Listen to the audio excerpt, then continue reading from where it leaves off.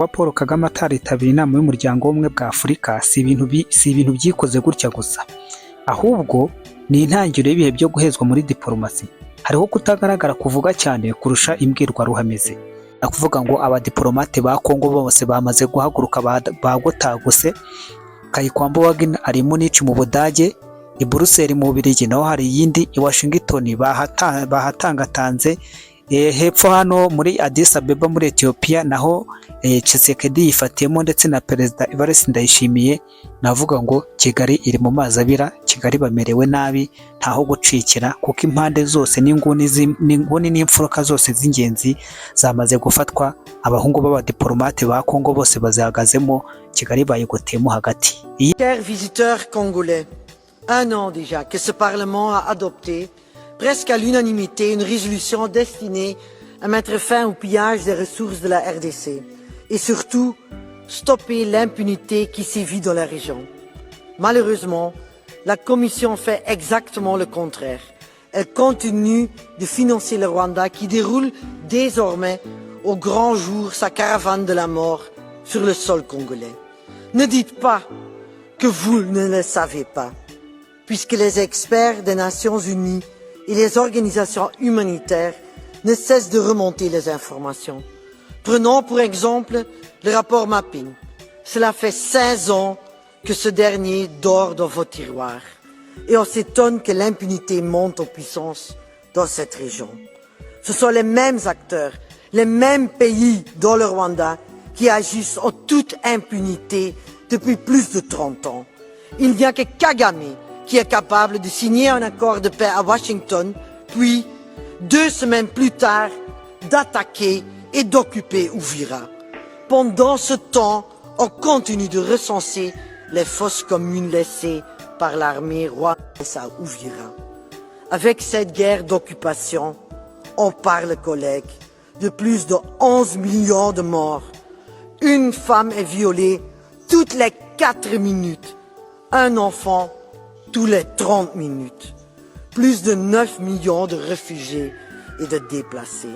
Oui, malgré ces chiffres horribles, l'Europe maintient sa coopération militaire et donne des millions au Rwanda. L'Europe, par ta passivité et ton financement, tu nourris les bourreaux et les pousses à multiplier leurs crimes sans aucune limite. Dites-nous votre bilan. Donnez-nous vos chiffres. À partir de combien de millions de morts, des femmes et des enfants violés, allez-vous ouvrir les yeux et agir concrètement? Le peuple congolais n'a que faire de vos discours de condamnation stériles depuis 30 ans. L'heure est venue, collègues, d'agir positivement et concrètement. Madame la commissaire, courage, good luck pour ton voyage la semaine prochaine. J'espère que tu vas revenir avec la paix. Amani, amani, amani kwenu. Merci. Kuba Paul Kagame ataritabira inama y'umuryango w'ubumwe bwa Afurika si ibintu byikoze gutya gusa, ahubwo ni intangiriro y'ibihe byo guhezwa muri diplomasi. Hariho kutagaragara kuvuga cyane kurusha imbwirwaruhameze. Uyu munsi wa none umwaka ushize nyuma y'umwanzuro w'inteko nshingamategeko y'ubumwe bw'Uburayi, imiterere y'ibintu iracyari yayindi nk'uko bitangazwa n'umunyamuryango w'ubumwe bw'Uburayi, aho u Rwanda ruracyakomeza ngo gusahura no gukoresha umutungo wa mine mu burasirazuba bwa Repubulika ya Demokarasi ya Kongo. Nyamara nubwo hari kwamaganwa n'amahanga, inyandiko ziratorwa, amabuye nayo agakomeza gucuruzwa ndetse no gusahurwa mu buryo bwihuse. Aya ni amwe mu magambo akomeye cyane amaze gutangazwa mu mbwirwaruhame zirimo ziravugirwa mu muryango w'ubumwe bw'Uburayi mu nteko nshingamategeko iteraniye i Brussels. Iby'iyi nkuru turabigaruka, ariko kandi nanone nakubwira yuko Kayikwambo Wagner mu nama y'i Munich mu Budage nawe yongeye kurikoroza nyuma y'igihe kitari gitoya acecetse atagaragara ku rubuga mpuzamahanga rw'intambara ya diplomasi. Urebye neza rero, kimwe mu bintu biri kuba uyu mwanya cyangwa muri iyi minsi, nakuvuga ngo abadiplomate ba Kongo bose bamaze guhaguruka bagotaguse. Kayikwambo Wagner ari Munich mu Budage, i Brussels mu Bubiligi, naho hari yindi i Washington bahatangatanze. hepfo hano muri Addis Abeba muri Ethiopia naho Tshisekedi yifatiyemo ndetse na Perezida Evariste Ndayishimiye, navuga ngo Kigali iri mu mazi abira, Kigali bamerewe nabi ntaho gucikira, kuko impande zose n'inguni n'imfuruka zose z'ingenzi zamaze gufatwa. Abahungu b'abadiplomate ba Kongo bose bazihagazemo, Kigali bayigoteyemo hagati. Iyi ni inkubi, mbaye ikaze cyane mwebwe mugiye kubana natwe muri uyu mwanya. Ntatindiganyije reka dutangire gutya. Le gros du dispositif, pour ne pas dire l'essentiel des résidus des FDLR, se trouve dans partie du pays sous occupation. Et d'ailleurs, moi j'ai envie de vous dire que le Rwanda ne devrait même plus revenir sur la question des FDLR comme prétexte, parce qu'ils sont censés régler les problèmes parce qu'ils sont dans la partie du pays qu'ils occupent. Parce que nous, on devait traiter la menace, mais les Rwandais devraient partir pour nous permettre de traiter la menace. Et donc aujourd'hui, ils ont massacré, n'oubliez pas, et nous n'oublions pas, qu'ils ont massacré en juillet près de 300 compatriotes, essentiellement dans le Rutshuru, et qu'au-delà de ça, il y a d'autres massacres et d'autres tueries qui se commettent au nom de la traque de ces FDLR, qui sont des Rwandais et qui doivent avoir leur place au Rwanda. Et donc ceci doit être bien clair. Et l'Américain qui était au centre a constaté qui avait la bonne foi pour aller dans l'application de l'accord et qui ne l'avait pas. Quoi qu'il en soit, depuis qu'on parle des accords de Washington, observez l'attitude du président rwandais.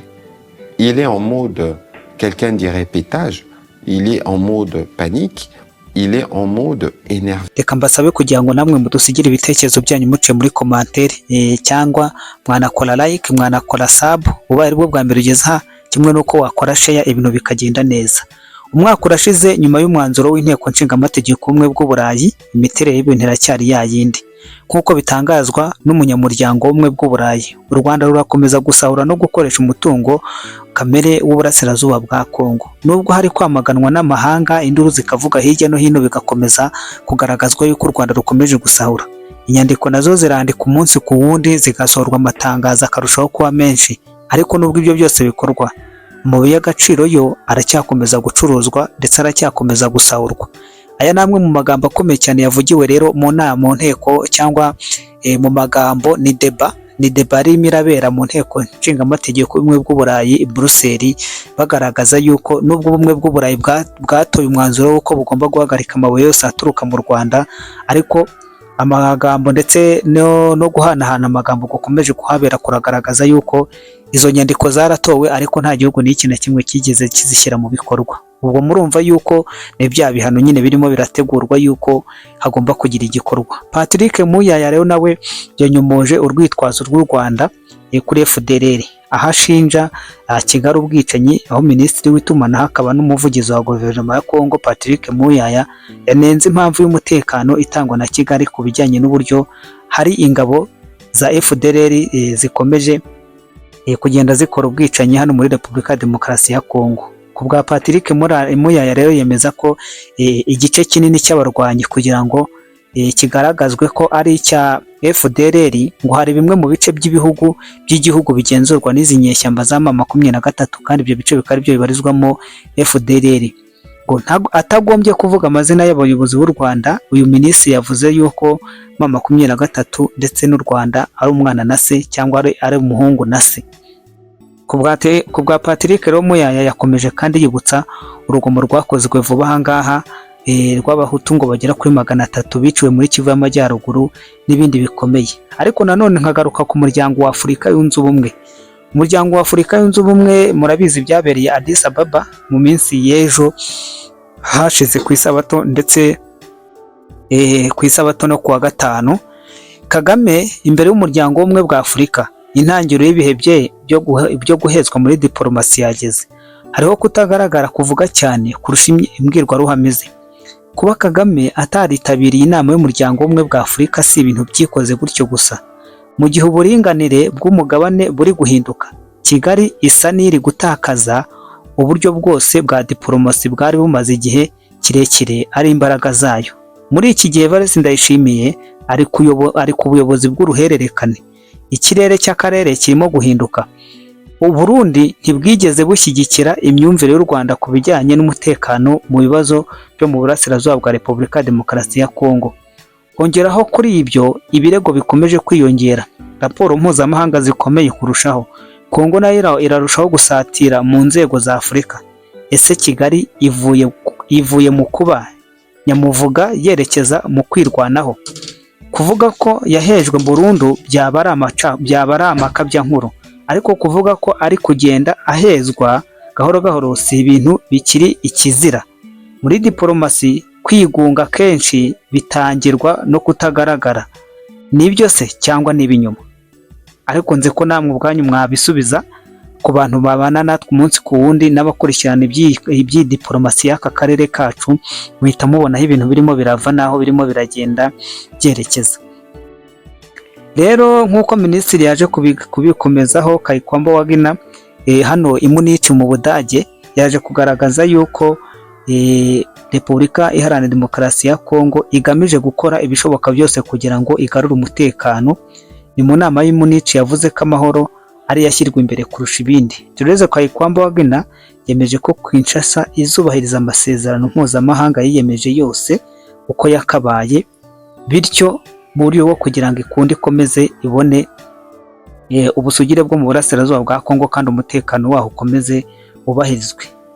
Yiyemeje gukora ibishoboka byose ngo kugira ngo ibone amahoro mu burasirazuba bwa Repubulika ya Demokarasi ya Kongo. Ibi ni ibyatangajwe na Minisitiri w'Ububanyi n'Amahanga kuri mikoro za Deutsche Welle. Imbere ya mikoro zayo, Kayigamba Wagner yavuze ko Kinshasa izubahiriza amasezerano idaciye kuri rimwe cyangwa ku yandi kugira ngo ibintu birusheho kugenda neza cyane. Reka mbashimire rero, nkomeza kubabwira ngo mukomeze kugira weekend nziza.